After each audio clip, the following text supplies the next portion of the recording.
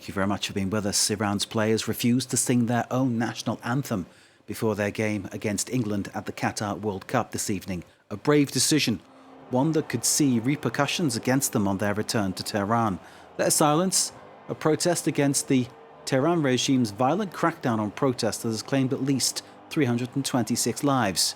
It all began when 22-year-old Mahsa Amini was arrested over her headscarf and died in police custody on September the 16th. Well, Iran lost the football by 6-2. But the players' gesture will, no doubt, be remembered longer than the result of the match. It would never happen in the World Cup again. Like, a nation don't want their team to win. We were very hopeful after the protesters. We are not supporting the national team because they are not supporting our people, our nation, our people. And to Iranian football fans, they're really supporting the Tehran Islamic regime line on the situation, and one can imagine how that might be amplified when these players go back to Iran, and maybe what repercussions might fall upon their families and relatives in the country. That, of course, is conjecture. But our guest to discuss the controversies in Qatar is Simon Chadwick from he's Global Professor of Sport and Geopolitical Economy at the Skema Business School. Thanks for being with us, sir. Iran's squad silence, what do you make of that?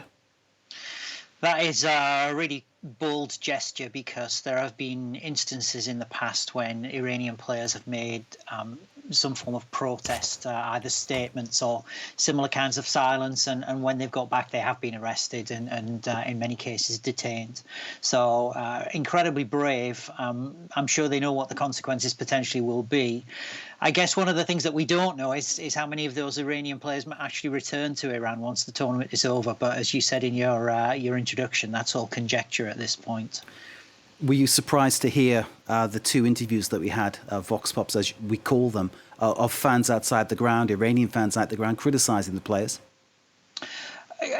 Obviously, it's a difficult one because it's laden with a desire for your national team to do well. Clearly, not all Iranians are anti-government. There will be some pro-government Iranians. And really, for me, what this illustrates is how increasingly complex football seems to have become. The sport has become almost like a lightning rod for a whole range of geopolitical issues. And trying to make your way through this is becoming increasingly difficult on a day-by-day basis.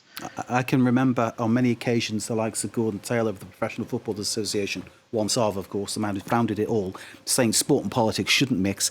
That's not a quotation that's obviously tied to him. It's just something he said, and many other people have said too, that sport and politics do not mix. But it increasingly is not the case. The two really are going side by side. I mean, it's really incredible. If you remember, not so long ago, it was an offence under the rules of the game for a player to make a political statement or a political gesture. And for fans of the English game, you may recall there was quite a protracted debate about having a poppy on the shirt. And eventually it was resolved and the poppy was allowed. But it seems that we've gone fast forward very, very quickly in a short space of time. And I think what the players, what fans, what football authorities are struggling to do is to keep up with how quickly times have moved. And so obviously today you had this really strange situation where the likes of England, for example, initially said they would take to the field wearing, Harry Kane, the captain, would take to the field wearing a rainbow armband. And then at the last minute said he wouldn't. And so, as I say, it is almost as though we're making this up as we go along, because we really don't understand what the limits are and where the boundaries are.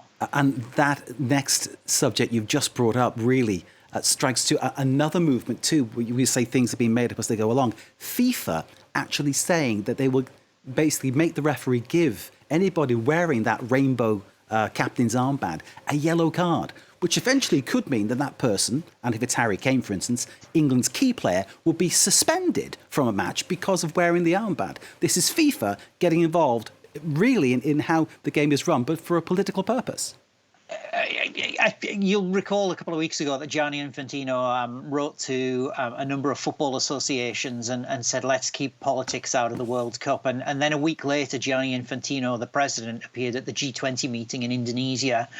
So I do find FIFA a somewhat baffling organisation, and equally Gianni Infantino somewhat baffling individual, because 1 week they seem to be supportive and willing for example, the rainbow symbol to be shown within stadiums. Then they're not. And 1 week they're saying keep politics out. Next week they're embedded in politics. And I don't necessarily blame FIFA or Infantino for doing this, but I think we can't continue like this for the next year, the next 5 years, the next 10 years. FIFA and indeed football across the world has got to be very clear about the position it occupies, not just in society, but I think in terms of political life as well, and geopolitical life, because we really can't go through tournaments, we can't go through qualifying campaigns where one match there's one set of rules and then another match there's a completely different set of rules. There are those who say, Simon, that Qatar shouldn't have got the World Cup. There are others who say that Russia shouldn't have got the World Cup last time round, and some that might say that China shouldn't have got the Olympics back in 2008. Is the issue that maybe money talks more than issues related to human rights? I don't think it's just a matter of money. I think it's also a matter of intent as well. And interestingly, there have been 3 European cities, Warsaw in Poland, Oslo in Norway, and Munich in Germany, that have recently held popular referendums to ask their local people, do you want us to bid for the right to stage the Winter Olympic Games? And in all 3 cases, those 3 cities, the electorate said, no, we don't. So those cities didn't bid. So I think when we look to countries like Qatar and China, Russia, Saudi Arabia, and others, not only are there the resources there is also a kind of political will. Obviously, these are autocracies as opposed to democracies. But I do think that the way in which these types of mega events are being viewed in Paris, in London, in Oslo, Warsaw, Munich, and so forth is very different. So the way in which they're being viewed in Doha, in Riyadh, in Beijing, and elsewhere. There's a certain obviously outcry because of the 6,500 migrants, according to the Guardian newspaper, and I think our research also backs that up too, who lost their lives in the construction of the infrastructure to make the Qatar World Cup happen. But in the same token, the people who maybe will be outraged at all that will probably watch beIN Sport, will probably support Paris Saint-Germain, certainly here in France. There's a real double standard going on, isn't there?